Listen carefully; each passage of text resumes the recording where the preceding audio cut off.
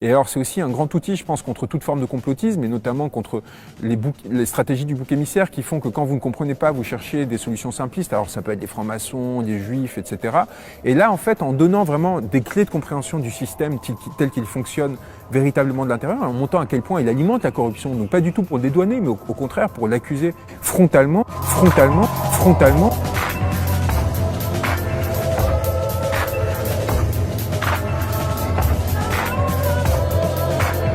Et le silence absolu qui préside à la réception de cet ouvrage, qui en effet est vraiment en tête des ventes, c'est pas une invention, hein. On est vraiment au niveau de Guillaume Musso, ce qui est quand même assez exceptionnel et rigolo.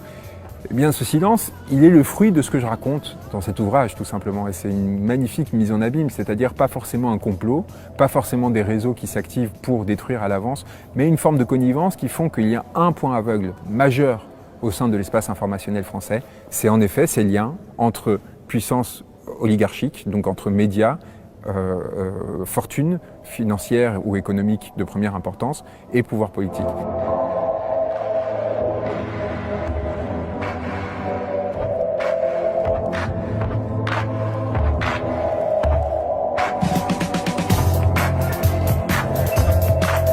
L'intelligence, c'est faire le lien entre différentes informations. Or, si ces informations sont manquantes, vous pouvez être très intelligent, comme le sont les Français, votre capacité à faire du lien est obérée. Du coup, qu'est-ce que ça provoque?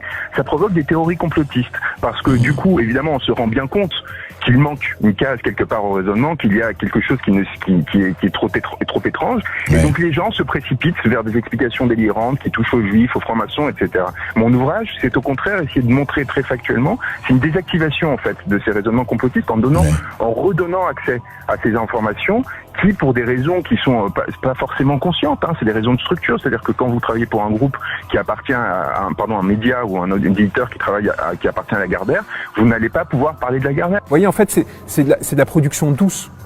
C'est pas un complot ou quelque chose de systématique. Vous voyez, en fait, c'est de la production douce. C'est pas un complot ou quelque chose de systématique. Vous voyez, en fait, c'est de la production douce. C'est pas un complot ou quelque chose de systématique. Vous voyez, en fait, c'est de la production douce. C'est pas un complot ou quelque chose de systématique.